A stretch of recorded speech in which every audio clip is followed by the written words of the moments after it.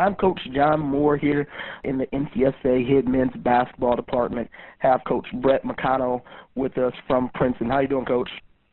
Doing great, John. Thanks for having me. Appreciate it, man. We appreciate you coming out, taking a little bit of time out of your day to kind of talk some recruiting and talk about your program a little bit to help our student-athletes learn. So I'll jump right into it, man, just to kind of get going there. Tell us a little bit more about Princeton and what makes you guys a unique program overall, both on the academic side and on the basketball side of things.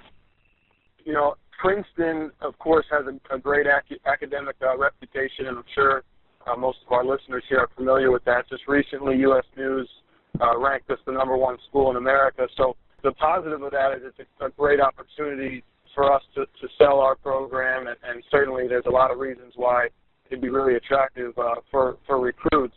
The flip side is there's certain academic standards that we need to adhere to, and you know, it makes for an interesting recruiting process as we have to kind of scour the country and the globe to find guys that fit us academically, and basketball, you know, is a fit as well. And we'll just kind of stay on that topic a little bit because we know the academics are so important for all Ivy League schools. I know a lot of student-athletes try to learn a little bit more about what does it take academically to get into an Ivy League-type school. Can you just touch a little bit about how important the academics are, especially to your program? Yeah, no, they're very important. I mean, we won't go evaluate or watch even a film, or certainly not go see a recruit in person until we've had a chance to look at their transcripts and at least know that, you know, they're on the right track or in the right ballpark academically. So that's priority #1 for us at Princeton. And then what are some goals that you guys look to set every year for your program as you kind of have that successful path that you guys are going on?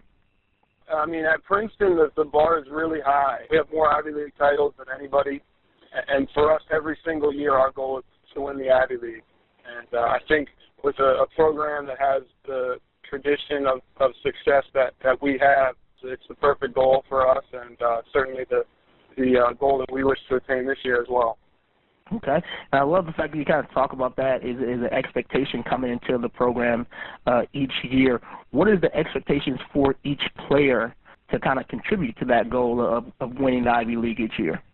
Each player, of course, has certain specific goals that are unique to them, and you know, we'll talk before the season and after the season about certain things that each of those guys should be striving towards. But the bottom line is whatever it takes to help the team win, and certainly that means they got to make themselves better and also make their teammates better. So each guy has their own specific kind of blueprint for what we'd like to see from them, but at the end of the day, it's helping Princeton win an Ivy League title.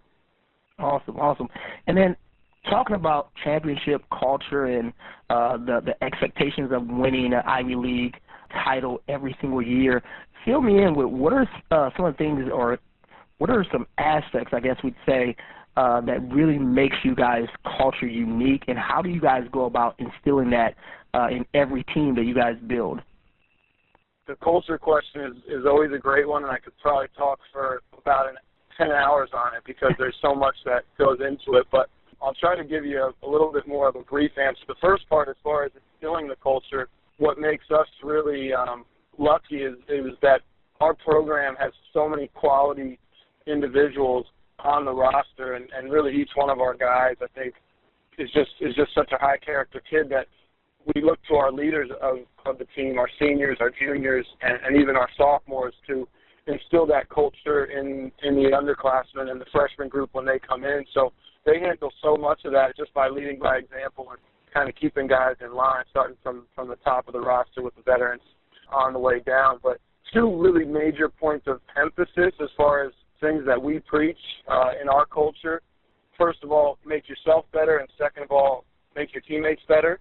And the first part of that, as far as making yourself better, is about how much time, how much effort, how much attention to detail you put into your own game and getting yourself better and making yourself a better player, because certainly that's really important to the team's success. And then the second part is making your teammates better, which, you know, includes being a positive teammate, being encouraging, and sometimes it means holding your teammates accountable and making sure that you hold each other to a really high standard. So are probably the two key points as far as the culture at Princeton basketball. Awesome, awesome. And then is there anything very unique to Princeton, not necessarily with the players, but culture-wise that players and student-athletes experience that is unique compared to other universities? You know, Princeton is different than certain other places I've been to, because I think maybe more at Princeton than anywhere else I've been, you're a true student-athlete. On the court, you're going to get the same coaching, the same amount of Nike gear. I mean, you name it, all the same things you get at the highest level of Division I, you know, strength training, all that stuff. Academically, you're going to be treated the same way the other students would, and certainly we have academic support, but you're not going to be separated as an athlete from the rest of the community. And I think that's something that makes Princeton really unique, is that, you know, the student-athletes at Princeton are, you know, the same kind of part of the community right there in it with the regular students. Awesome, awesome. And I love the fact we kind of touch on the whole student first and then athlete, obviously, moving forward here. Kind of switching gears a little bit here, Coach. Let's talk more so about recruiting overall, especially when it comes to you guys and what you guys are looking for. So you kind of talked about the academic side of things. What does that look like? What do you guys look for in a student athlete after you know that he's going to hit the, you know, academic standards, and then you're starting to take those next steps? What do you look for in players to recruit to you guys' program? High character and finding guys that are going to be good teammates, are going to be guys that our current guys get along with, guys that do the right thing on and off the court, and, you know, guys that our players and coaches would want to be around and spend time with. So finding high character guys is really, really important to us. What about skill level-wise? What do you guys look for when it comes to that? At Princeton, maybe more so than a lot of different places, is we really, really value skill and IQ, and that goes from the point guard down to our bigs. Last year, a guy that started much of the season for us at center attempted 153 pointers. So we played 30 games. He attempted 5 3-pointers a game. So we like our bigs to be able to dribble, pass, and shoot, you know, almost as well as our guards would, and certainly guys that are skilled, high IQ, share the ball. Those are really something that, you know, traits that we look for. Great, great. And then staying on the recruiting side of things, what is, and I'm pretty sure it's a little bit different than most Division I programs, but what is you guys' timeline for your school as far as when do you start to identify student athletes? When is the highest part of the recruiting for student athletes, and when do you guys kind of, you know, put it out there that you want a student athlete on your team? Can you walk us through that of an ideal, you know, recruit that's going to be a part of the Princeton program? Every recruit is different for a lot of reasons. From an academic standpoint, you know, when have they taken the SAT or the ACT? That's going to give us a better guide as to, you know, how they're going to fit academically. There's certain things, obviously, at Princeton that is different than other places in that, you know, the student needs to achieve certain things academically. The basketball side of things, we identify kids really early sometimes, and sometimes, you know, we'll find out about a kid fall of his senior year. So it's different for everybody.